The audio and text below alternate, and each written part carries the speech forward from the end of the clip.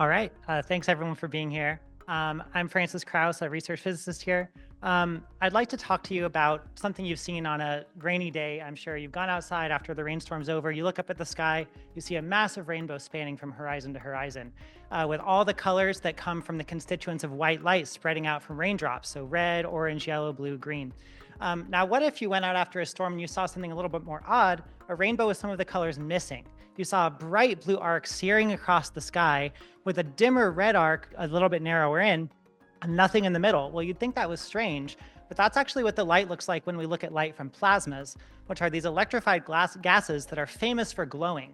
But they tend to glow with preferential colors, where they glow not every color of the rainbow, but just a few, this shade of blue, that shade of red.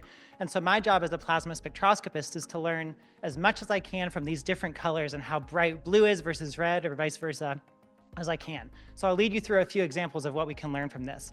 The first part is relying on the fact that blue light is actually more packed full of energy than red light. So it takes more energy to make blue than red. So if you have a really hot plasma, like really boiling with lots of thermal energy, then that thermal energy can create lots of blue light because blue light is higher energy than red light. You might see a lot of blue light coming from that really hot plasma, whereas a really cold plasma, kind of in some other place, might not have enough energy to make any blue light at all. You'd only see red. So in this way, the amount of red versus blue light becomes a thermometer for us that we can use to say exactly how hot a plasma is, say, in our laboratory or way out in the universe. But this isn't it, because actually that hot plasma, not only does it release more blue light, glows more in the blue, but it also tends to interact more preferentially with blue light rather than red light. And this does some really interesting things when you have layered plasmas. Like imagine a star or some other plasma with kind of an inside that's glowing in the red and blue, and then an outside that's also glowing, but also absorbing at the same time. This is almost like a sun that has a plasma glowing in the middle, but then a pair of plasma sunglasses on the outside. And if those plasma sunglasses are really hot, they're going to preferentially interact with the blue light, not the red light. So red light might come from the inside of the star, stream right through the sunglasses as if they weren't there. You'd see lots of red light from the outside.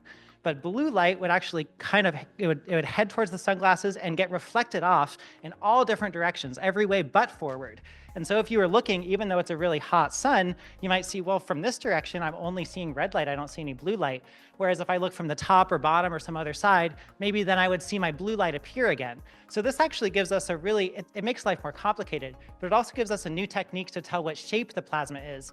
Like if we're looking at something at really small or really far away, we can't even see exactly what shape it is with our naked eye, but you could tell, are you looking at an egg-shaped plasma or a pancake or a sphere, just based how the blue light and red light change around the object. So that's what we can learn just from two colors of light coming out of a plasma. It's pretty cool.